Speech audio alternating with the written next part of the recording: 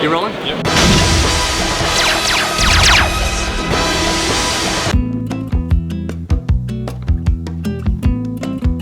So guys, I'm here today with Rob Liefeld. You know exactly who he is. And coming up, you've got Brigade, right?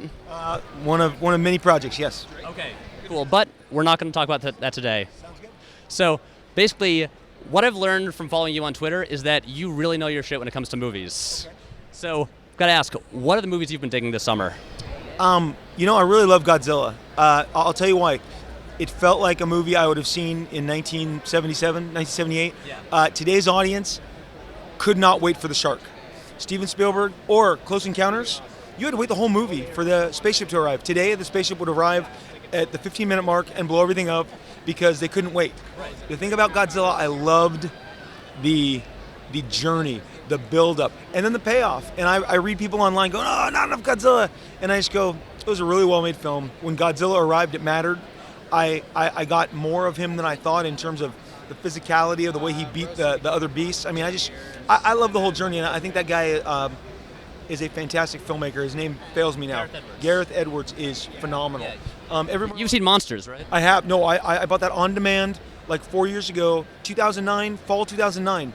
I, hit it, and I was like, you know how you video on demand, you get it for like 48 hours? Right. I'm like, okay, rewind, because I'm losing this in 48 hours. So, yeah, I cannot stress enough, Snowpiercer. I just saw it last week.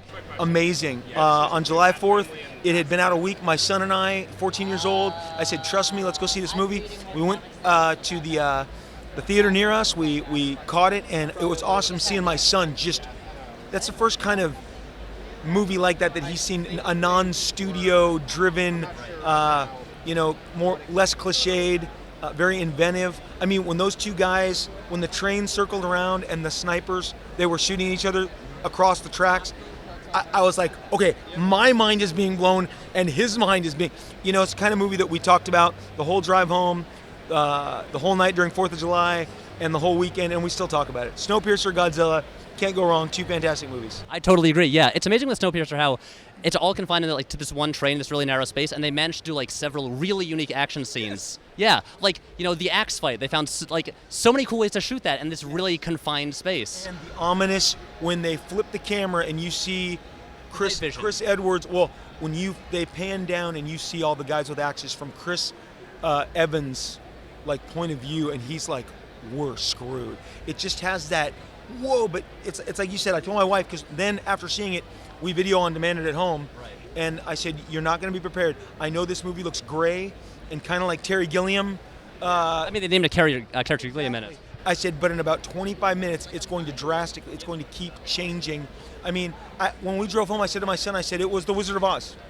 They were on a dangerous yellow brick road to see the wizard, and it was unlike, I know there was no lion and scarecrow, but a lot of people died, pretty bloody journey, but when he finally gets to the front of the train, I thought it was epic. Shifting gears a little bit, so it's been 20 years since the famous Levi's commercial. Yeah. And I've got to ask, Levi's still the jeans of choice? I do have one pair of Levi's. It's the only pair I have. That was directed by Spike Lee.